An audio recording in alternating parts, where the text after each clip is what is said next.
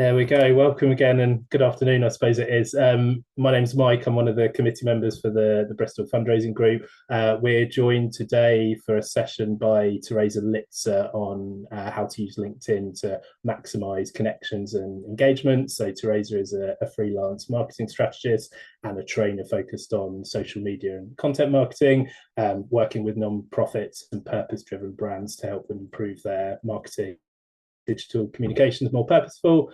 She's been running the Reclaim Social campaign for the last 6 years and has received Digital Women for Good, Inspiring Communicator and Tech Women 100 awards. So brilliant to have you join us, Teresa. I'm not going to say anything else because I know everyone's really looking forward to your session. So I'll hand over to you to get started. And just a reminder to everyone, if you can keep yourselves on mute, but you're welcome to pop questions in the chat box or stick your hand up at the end if you want to ask something. So over to you, Teresa. Thank you very much. Thanks so much, Mike. Hello, everyone. Really great to be with everyone here.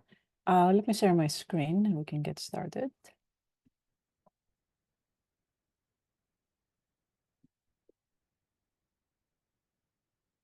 So today we want to talk about LinkedIn. And as we said, it's kind of a quick introduction on how LinkedIn works, specifically, obviously, for nonprofits and fundraising professionals. And we want to make sure that we answer as many questions as possible. And just a quick introduction, I feel like Mike pretty much said everything. I'm Teresa Litzer, I'm a marketing consultant. I've been working 11 years now in marketing, and the last 7 years mostly working with charities and social enterprises. So we want to talk about LinkedIn. It's something that's been discussed more the last year or two, especially with Twitter being quite a channel the last few years, and obviously all the changes. And there are more people who are exploring alternatives, or they just want to find a platform that makes a little bit more sense on a professional mindset. So LinkedIn exists obviously for many years, but it just started having a recent comeback with the case of Twitter. It's a very professional network. It currently has 1 billion users, and it still counts as an alternative to Twitter. Obviously, it's not the same. It doesn't have that immediacy and sharing about live events. But it still can be useful. For example, there was a really lively community in terms of nonprofits on Twitter. They're kind of migrating on LinkedIn. And it's more about understanding the differences of the channels and how you can make the most of the different platforms. And something that's really great about LinkedIn compared to other social media channels is that you don't necessarily need to pay and focus on advertising. It has really good organic reach, which means that when you create posts, people can actually see them, which is not the case, for example, with Facebook, when you really need to pay to play pretty much. And just a couple more stats, which I found interesting. So as we said, LinkedIn is a professional channel. So 4 out of 5 people on LinkedIn drive business decisions. And this is not necessarily obviously from the business mindset when thinking about nonprofits, but it's still useful to keep in mind that everyone is pretty much wearing a professional hat when joining on LinkedIn and when they're sharing posts. So you always want to remember, what can I share that makes sense without feeling that I'm really restricted? What pretty much reflects my personality and what do I feel like it's relevant for the channel? And it's interesting to see that 56% of nonprofits worldwide have a LinkedIn page. It's quite a low number if you think that Facebook is something like 80–90%. But also I hear that quite a lot the last year, that there is really a lot of appetite to spend more time on LinkedIn. We're going to talk today just a little bit of everything. So a few tips on improving your LinkedIn profile, also on how to create content, some tips on what works in terms of the algorithm, and then we'll also talk a little bit about LinkedIn for fundraising. Feel free to ask any questions during the session and we'll have some time in the end. So first of all, we want to look at your profile. So you might have created your LinkedIn profile years ago. You might not remember when was the last time you updated. I'm definitely guilty of that. And it's probably a good idea when you decide to spend a little bit more time on LinkedIn to have a look at what's out there on your profile. So LinkedIn for many years was pretty much a way to showcase your CV, your experience. And nowadays it's changing. It's going way beyond that opportunity. It can also be great for relationship building, networking, exploring different partnerships. So it's probably the first step to have a look at your profile to see, first of all, if it's up to date. Is there your recent job? Is your experience reflected? Has something changed? Have a quick look just to see what's out there. You might want to look at your profile photo if you have a new one, or something about your recent job experience, something that might not be relevant anymore. So it's important to have a look just to see what's there. There are many different sections on LinkedIn in terms of your profile. So if you want to have a look in terms of the ones that you need to review, it will probably be, again, obviously, the experience, just to see what makes sense. You want to share a summary of each job. You might want to look at quite old jobs that might not make sense. You don't need to treat it as a CV to list every single thing. You want to make sure it's a quick overview of who you are and what you do. You might want to look at any job titles. So the job titles on LinkedIn can also serve as keywords. So that means if you want to be found, this is how someone looks for you. So in my case, by freelance marketing, when someone goes on LinkedIn search and they search for a freelance marketer, then that's how they're going to find you. So you might have seen on LinkedIn, sometimes people use like more creative titles that could grab the attention, but it's not necessarily useful if you want to get to be found from others. And also you might also share visual graphics. You can share projects, awards, anything that might be a recent campaign that you've been involved, anything that you feel is relevant for someone to know, you can add it on your profile. The headline is what people usually tend to see, so it might be something that you want to review in the process. It's pretty much a summary of what you want to be known for. It could be your job title, but it can also be more creative. And when you create content on LinkedIn, it's what people see. So you want to have a thing, what do I want to share in that section? Let me know in the chat, and also we can ask more questions later on if you have any questions, because we're going to be jumping on different sections. That was pretty much a quick overview of how to optimize your LinkedIn profile, just a few things to make sure that it's up to date. So now we want to talk about creating content. You already reviewed your profile, you're good to go, you want to be a little bit more active. So what do we mean by creating content on LinkedIn? There are two options. You have your personal profile. This is the one you created. And there's also the company page if some of you are also managing your organization's LinkedIn page. So there are two different ways to be present. There's the personal profile, which is your starting point. It's pretty much your personal brand. You can share your own thoughts. It's all about you, but it can still be linked to your organization. So it's great for relationship building. Also, it's really interesting on LinkedIn that when you create content from your profile, it always gets higher reach and engagement. If you look at the feed, if you go and look at the posts, most of the times you will see posts from personal profiles rather than company pages. So this is something really interesting to consider, and the difference between profile and page. But obviously, if you're also involved and manage the company page, this is the professional starting point. It's probably usually starting from the comms team. You want to showcase your company story, culture, services, the campaigns. And it's also useful, for example, if you want to run ads as part of a specific campaign, get better analytics, and you can also get your team to be more involved.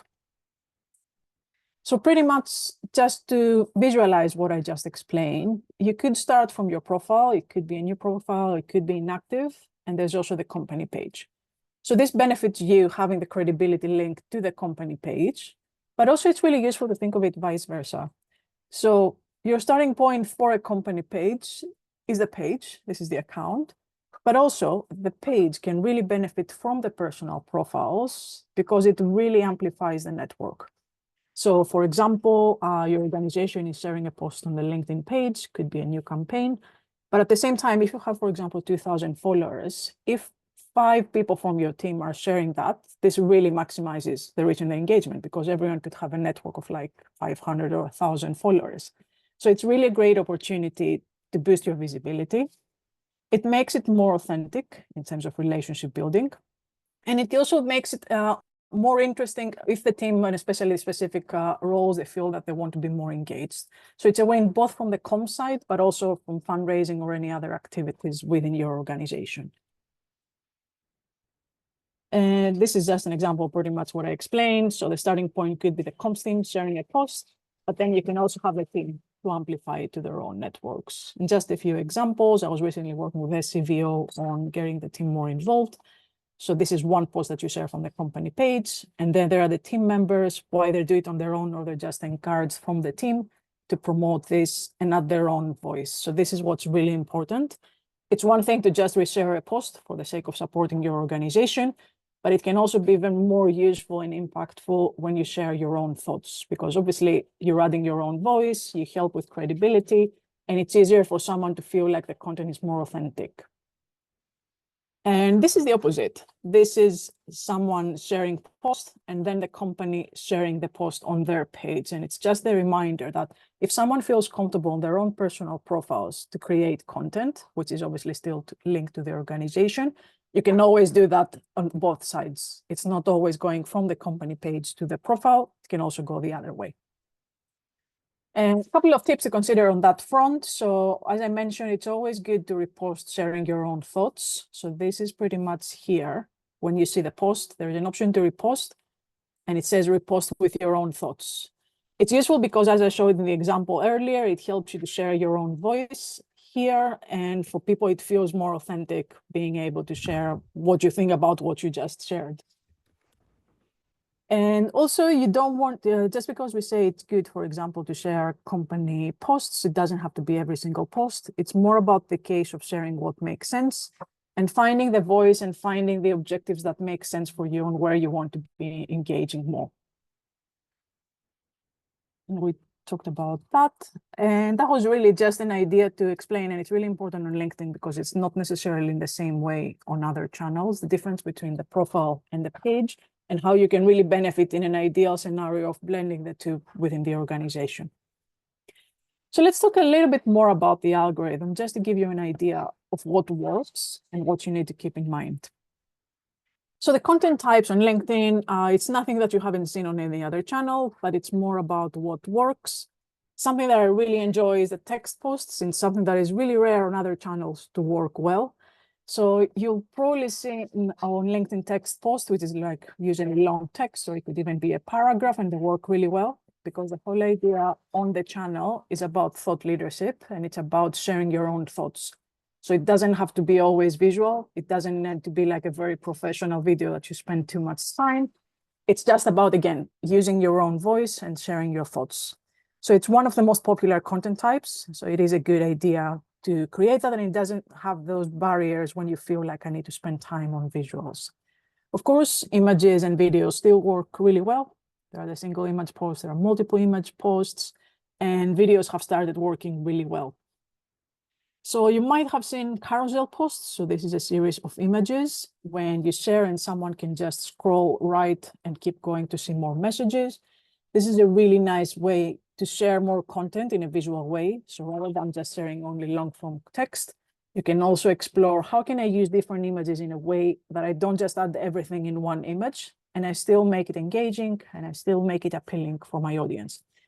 So this, you might be wondering, there are a couple of people who weren't sure recently on how to create that. So it looks like a slideshow pretty much. You create the images on a tool like Canva, and then you export as a PDF. So it really looks like a slideshow. And when you want to upload it on LinkedIn, you just go to upload it and click upload a document because it counts as a PDF. And then it shows up as multiple images. So you could even upload a presentation on that front. If you just created some slides for some reason from like Google Slides or anything, you can just upload it as it is. So it still counts as a presentation. And what's also useful on that format in terms of accessibility is that when you actually add text within those different images, they are downloaded as a PDF with text for those who need to have the accessibility requests. So it's not a case of a format that is not really accessible and it's only visual. Polls also really work well, both for pages and profiles. It's a nice way to just be more engaging. You can ask a question that is more casual, but you can also use it for some sort of like quick market research or like audience sense. You can ask a question every week and try to get different thoughts from your audience, or you can just make it as a way to be more engaging. And it gets really good reach on LinkedIn. We mentioned videos. Videos have an increased focus on LinkedIn as with every channel. And there are two different ways to create videos. You can share a video of your campaign. So that's the very professional, polished video. Or something that works really well recently is the kind of videos that you just use your phone. You share your thoughts, or this is probably from a Zoom recording. You just record a chat and you upload it. And it gives that feel that is not really professional in a sense that I need to spend hours and hours of editing. I can just share my thoughts, use my phone, and upload the video. So actually, LinkedIn is currently trialing an option to have a new tab for videos. So as you can imagine, there will be more videos coming up. Obviously, that's not for everyone. In a sense, not everyone feels comfortable creating videos, but it might be something to consider for the future, the fact that it gets more prominent space on the channel. Something that is also really a common question for LinkedIn, and I hear that a lot, is what do I even talk about? How do I get started? And also I hear that quite a lot of people are not necessarily feeling comfortable to share content because they feel they have nothing to share. So I really hear that a lot. And it's also something useful to compare that with Twitter, because on Twitter, you really don't think about what you're sharing. You will just have an ice cream and share a tweet. And obviously, it's the benefit that on Twitter, you share something, it's disappearing in like a matter of minutes because it's just too busy. On LinkedIn is actually sometimes the opposite because it's not as busy on the content creation compared to those who are actually using the platform. The post can last even like a week. You can still get engagement in a post even in 6 days after. So this sometimes makes people more cautious on what they're sharing, but also there is kind of a shift the last few months because more people are trying to use the platform to not always feel that I have to be fully professional and have to have the perfect text and have like 5 paragraphs kind of content. So it's more about thinking, how can I still get my personality out there, like what reflects me, my experience, and not feeling like I should always share about just finishing a big project or like sharing a case study and make it something that feels like a big project. So you, especially when we're talking about the personal profile in that case, you could just obviously talk about a recent project you've worked on. It could be a collaboration, could be a recent connection if we're talking about relationship building. You can have a video to just record your thoughts. As we said, it doesn't have to be something that's edited for hours. It could be just you talking about the project. It could be a recent campaign. You could be sharing, obviously, content from your organization, or something that works really well is an event that you might have attended, a webinar, something that you feel that you can add your own commentary on what you just checked. So this is, for example, about presenting a report. This is about the webinar and it's just text focused. So as we said, it can still work great. You can have different paragraphs with highlights. And you can also go more casual and fun, which also really works great. So it's just making a case when you work from home and you want to share like a fun moment. You're just sharing your dog and saying, this is my colleague. I'm missing the times I actually have more colleagues. So you can always make it more fun and think of ways that it still reflects your personality. You're still talking about work, but it doesn't always have to be fully serious and only talking about the project when you feel like you have to talk about that. And also what works really well in terms of engagement, of course, it's adding GIFs. So if you feel like you want to try the way Twitter worked in the past when you didn't have to overthink, it's a good test to get you out of the thinking that I need to only have professional posts and it always have to be perfect. You can just find a topic, something might be trending, something might be relevant to your work or anything that you feel like you want to share. You can just find something quick, just a sentence and share a post. So now we want to talk a little bit more about LinkedIn for fundraising. And obviously it's more like an introduction to get you thinking of how you can use the channel even beyond marketing and what's the norm. So when thinking about the use cases, there could be many different ways to use LinkedIn. So the obvious one is relationship building. So by relationship building, when we think about the personal profiles, it's about connecting with people that are either in the same job that you are, in the same space, in the same kind of organization, or it could be potential partnerships. So it could be someone that could be like a corporate partner, could be someone that you've worked in the past. You might want to re-engage partners that you worked before, or even old colleagues. It still counts as your own network. It doesn't always have to be on getting something out of it on like a business sense, but it could still be the idea of building your network. If you think of going into a conference, you're talking to people for different reasons. It's not always about getting something out of that, but you could treat that as a virtual conference pretty much, or a virtual connection. You're connecting with people because you feel like you have something to exchange with each other. It could be just enjoying their content. So you really like what someone is sharing. You want to connect with them. Could be someone that you know personally, or it could be, again, the idea of some sort of like partnership from a professional setting.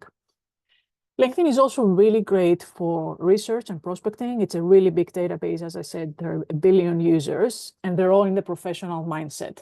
So you could use the LinkedIn search, which is at the top, to find companies, to find people, narrow it down on specific job titles, locations. And you can also explore your own network. So those you are connecting, they are the first connections, but they also have their own network, which goes to second and third degree connections. So this really gives you opportunities to connect with more people and start different conversations. And then, of course, you can also promote your campaign. You can also attract people who might be interested in supporting you in many different ways. You could also make it about volunteering, or even getting the team involved when you want to promote an important message to get more people to share it on their own networks. So it really goes into the objectives and making sure that you have an idea of how you want to use it, or give it a try in different ways to see what works best for you and your team. And this is the last part of the section. I also wanted to make sure there is time for questions, just a few tips for fundraising teams, and we also split it to solo fundraisers in terms of what you can do to get started. So I would say the first thing you want to do with what we discussed, the different use cases, start with your objectives. What do you want to get out of the channel? What are the things that you want to try, even if you're not really sure yet of what you want to get as the end goal?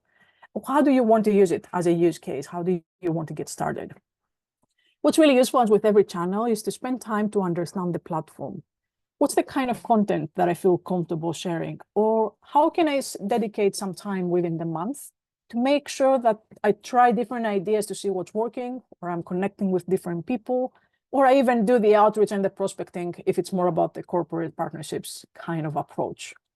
Then working as part of a team, if you want to get it as part of your activities, you want to think, how can I involve different team members on different activities so that it's not just me working on every single thing? Or if, for example, we're using it for prospecting, for connecting with others, how can we kind of like split the tasks? How can we turn that into like a mini strategy when we can all connect and like expand the network? And it's all about being consistent, really. Like no matter how you want to use it, it doesn't have to be every single day, but you want to make sure that if you want to be more serious, for example, about attracting corporate partners, how can you treat it as a part of a plan? How can you make sure that you don't start in 1 week and then forget it and come back like 2 months after? If you want to focus more on relationship building, you want to keep an eye if someone responds to you, you don't respond like 3 months after. And it's pretty much those use cases of what we're talking about, of reminding that LinkedIn shouldn't necessarily be only a marketing channel. It's great for comms and marketing, but it can also be useful from a fundraising perspective and attracting different opportunities. And some tips that are pretty much similar, but in a sense of like thinking the differences when you're the solo fundraiser, when you're part of a very small team, you're still starting with your objectives. You want to think, what do I want to get out of the channel? Obviously, you probably have even more limited time and resources, so you really want to make the most of everything that you're doing. So that's really important to prioritize the use cases. All of the use cases can work great, but of course, we don't have enough time. So you want to think, what's the most important thing for me right now? What will bring the highest impact? What do I need to focus on now based on the organizational priorities? When you're a small team, or if you're working on your own, you might want to explore the idea of blending the focus between the company page and the personal profile. What do I need to share in the organization's page? And what's the difference with my personal profile? And how can I work on these two together, as I mentioned, to try and maximize the reach and get the most out of your network? You also probably want to focus more on relationship building when you're working on your own, in a sense of you're trying to increase your network, you're trying to appeal to a new audience, but also you want to be very strategic with the use of your time. So you could say, I'm going to spend 5 minutes a day just to check my inbox and 1 connection, and narrow down the prospecting to like 2 new contacts. So any way that makes more sense, obviously, for you. So it's just being very mindful of your time and try to organize it as much as possible. And that's pretty much the case, and the difference between being part of a team, where there's a challenge of like trying to organize different people, and working on your own, where there are different challenges and obviously different opportunities. Thank you very much. Try to keep it as organized as possible within the 30 minutes and try to cover different areas. I'd love to hear more with the questions on what you want to focus more. And of course, if you need anything else, feel free to email me or connect on LinkedIn. Thank you so much, Teresa. That was really interesting. I'm No going to worries. give everyone some time to start posting questions. We've got a couple coming in already, and I've got a couple I'd like to ask if there's time as well. So Stop let me sharing. just. We had thank you. First of all, a question from Lizzie at Frank Water. Do you find that adding a message when you connect to people is works, I guess, more effectively than just pressing the connect button? I feel like it makes it more personal, but it doesn't necessarily mean that there's like a way to show that if you're adding a message that it's more effective.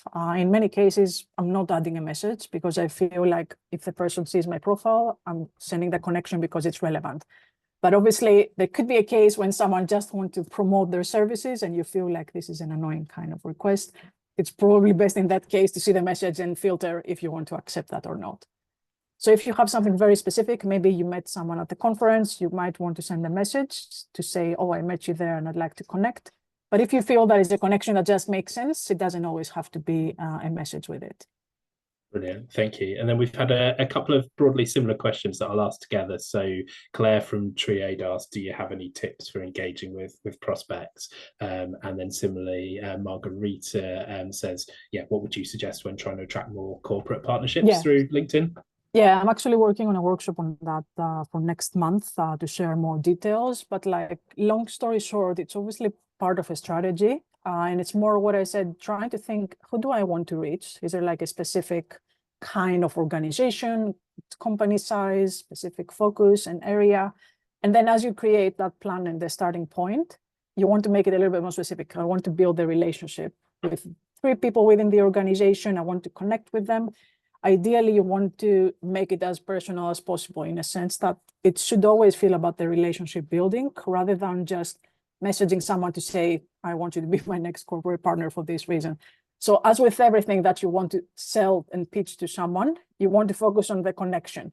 And that's the good part of LinkedIn. Like it's a really big search database. It can be really great to do the prospecting, to do the research, and also try to start with your own network. We connect with many people, especially when you have an account for years. You probably don't remember your network. I don't remember because you might have connected with someone 5 years ago.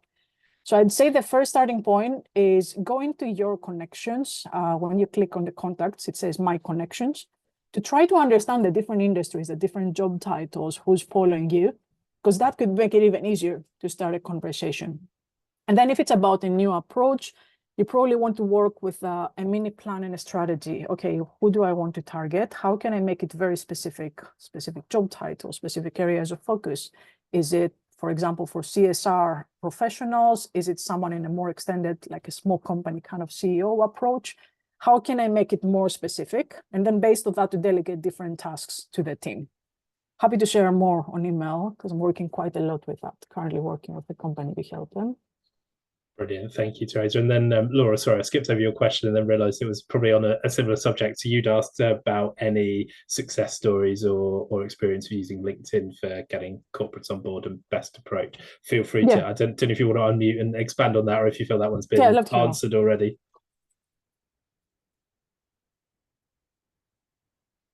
Sorry, unmuting, finding my unmute.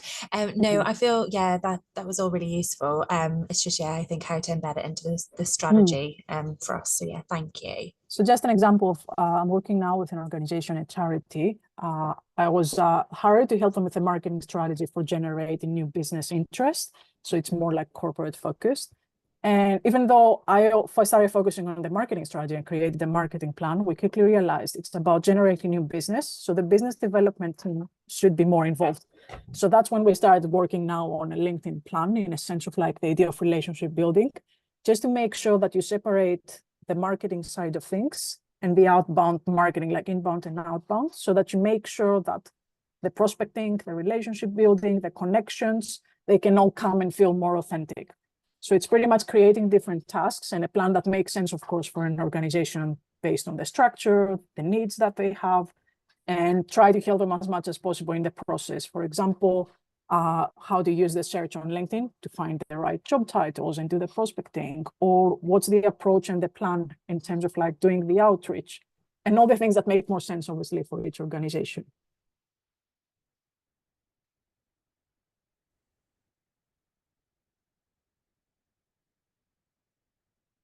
I'd love to hear any on how you're already finding LinkedIn and to what extent you're using it.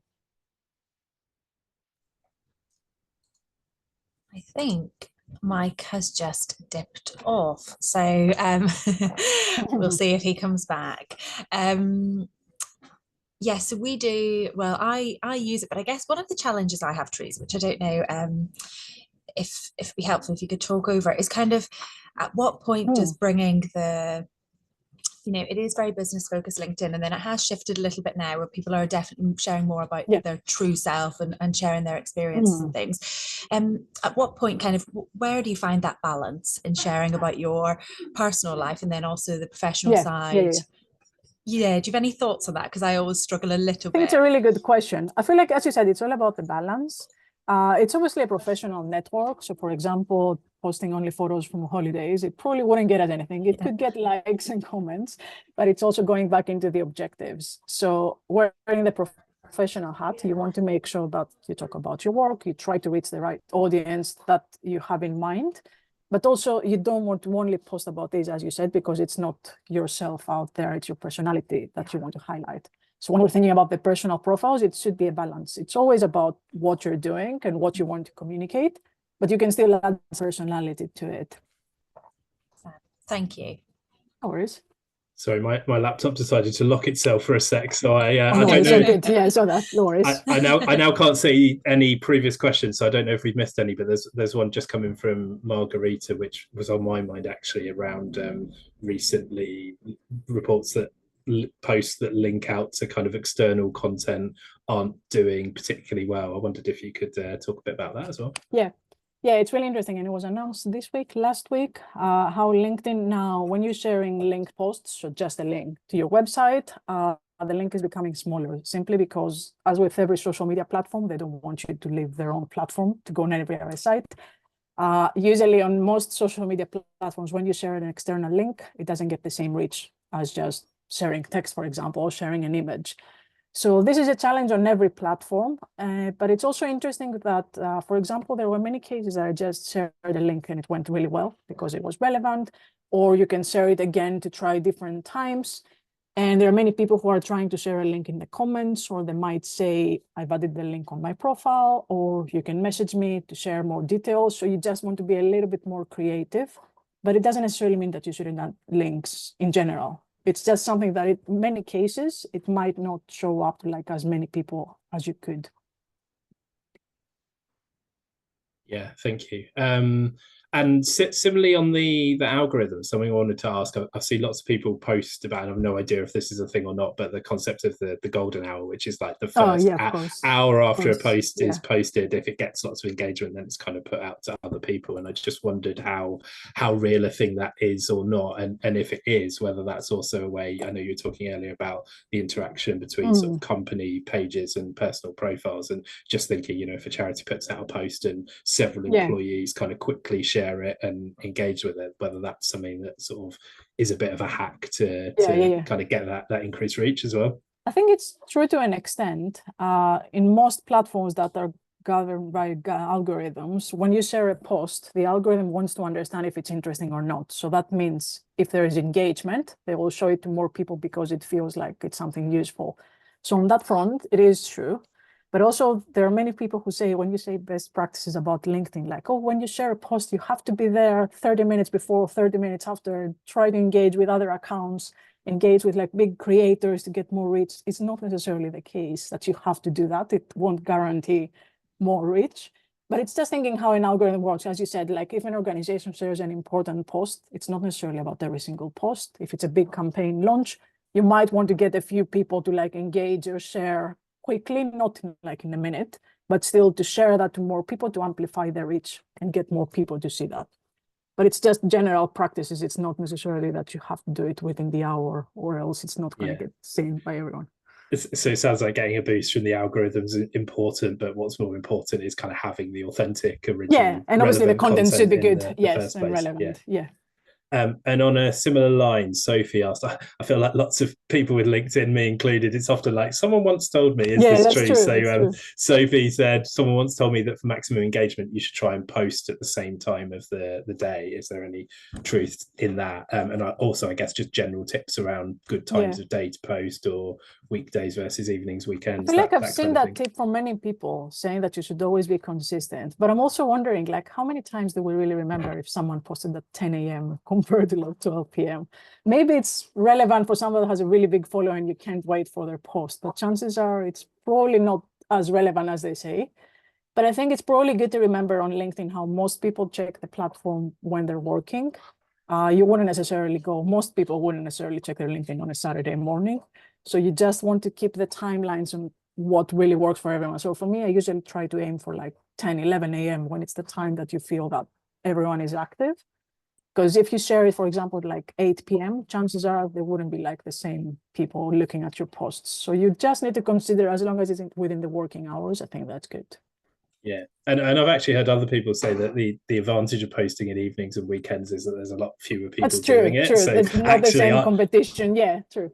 So I found the odd thing sort of surprisingly stands out at that time. Feel free to keep the questions coming, everyone, and you don't have to pop them in the chat box. If there's something you want to ask, then feel free to unmute or raise your hand, and we'll come to you as well.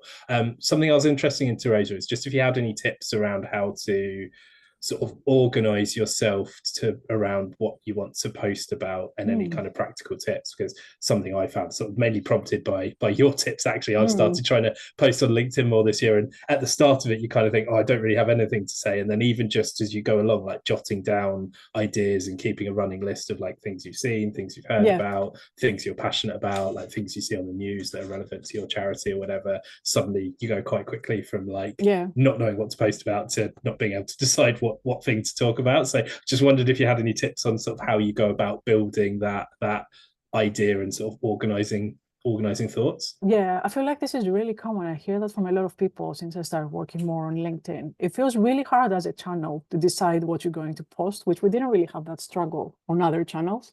I think it's because that you feel like it's professional. You always have to share like something that's really useful and really interesting. It sometimes stops you from like just sharing normal everyday posts. I would say it might be useful, again, thinking how you combine like the part that it's your authentic self and also your work. You want to think of the things that you're passionate about and the things that you want to talk about in a way that you don't need to overthink it. So it could be thinking of like 2-3 topics that you feel like you're the most comfortable. One could be strictly linked to your work. Another one could be like half linked to your work, maybe like another project that you're working, volunteering, a passion, hobby, something that you feel like it's still about yourself. And then it could be something, for example, you might be interested in exploring new productivity tools, something that you feel like it's just about you. It's useful from a work perspective, but it doesn't always have to be just talking about your clients, just talking about what your organization is talking about. It's just the extent of how many posts, of course, you want to share. If you want to share 1 post per month, it will probably be linked to your work because you want to talk about a recent project. But if you want to try the way you did with Twitter, if you remember the way you would engage probably on the channel, it could be like everyday thoughts. It could be asking questions, engaging with others, sharing a report that you found interesting. So it doesn't always have to be about you and overthinking in a sense of what you're going to share. It's just going back into the things that you're interested in, and you feel like those you are connected with, they're having the same interest. They want to hear more about something specific. Yeah. And do you think posting more about things that are less relevant to work but more about your kind of interests, is that taken off more because people used to do that on Twitter and like that kind of content on Twitter, and now you said they've sort of migrated over to LinkedIn, so has that sort of changed the expectations around? I feel like it's changing a little bit compared to what it used to be in the past, which obviously is pros and cons. On one hand, you're learning interesting things about people that you would only read on a specific perspective. Like it can help you connect more with someone else because you're learning more about who they are. But also it can get you into the trap thinking that because the photo with my dog got more likes, I'm talking about my work, I should just talk about my dog. So it's going back into like, what do you want to get out of the platform? If you want to use it for work, you still need to find the balance. Yeah. Thank you. And Sally asked a question in the chat box asking about hashtags. So using them, not using them, and is there a maximum number you'd recommend using in a post? So hashtags are useful in terms of reaching specific topics and themes, especially the most popular ones. So you want to keep it general in order to reach more people. But also they don't work as much as they used in the past because people don't tend to check hashtags the way they used before. Like how many times have you used the search for a hashtag? It's probably useful now mostly for campaigns if you want to create your own hashtag to go back and look again afterwards all the posts. Or if it's something that is quite general and you feel like it makes sense. For example, if I'm talking about LinkedIn, I might use the hashtag LinkedIn, but I'm not going to create 5 hashtags. So you could keep 1 or 2 that make the most sense. It's not necessarily about creating too many. Fantastic, thank you. And Margarita asked a question as well, which I know, Teresa, I've seen you comment on and write about previously, which is any tips for what you can do to get employees engaging more with it. So I don't know whether that's with LinkedIn in general or posts that the company is doing or the charity is doing. I wondered if you could expand on that a little bit. I think the best way to do that is to try to get them to understand a little bit on the objectives that don't need to be part of the comms and marketing team, but also to feel that they want to support. For example, if it's about the fundraising campaign, the fundraising team will have more chances to share that because it makes sense for them. But you don't necessarily want to ask them to share every single thing because, like I've been there, if they just ask you to do something, you feel like you might reshare it, but you don't feel engaged, you don't feel connected with the reason that you're doing. So you want to make them feel, how do I split the content? As a comms team, you want to split into 2 different departments.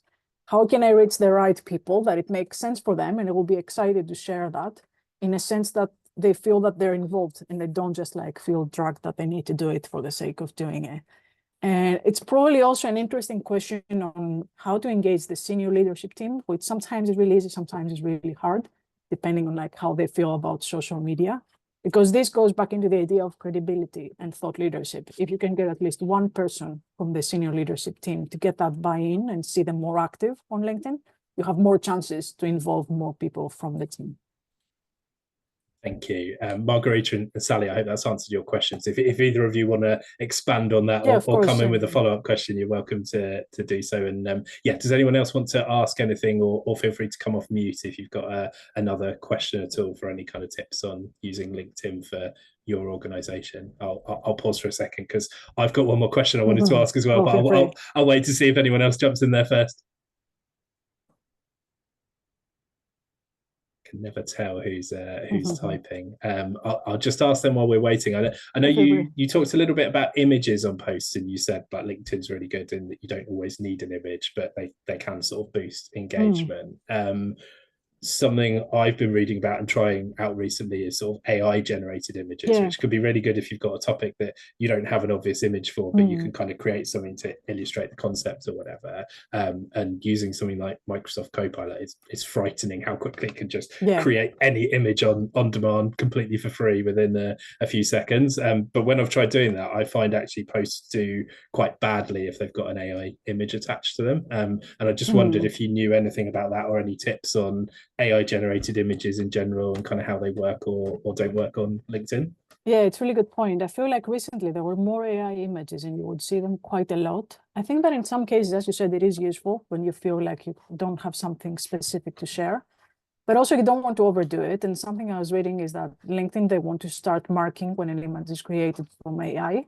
It's not necessarily that every single image will have dropped reach, but if you overdo it and it doesn't make sense, or there will be like misinformation and an image that is not really created in a way to like make sense, then they don't want to have that kind of content like over created within the platform. So for now, it's not necessarily it's affecting the reach, but you just want to think, when does it really make sense for me to create that image, and make sure that you don't overdo it.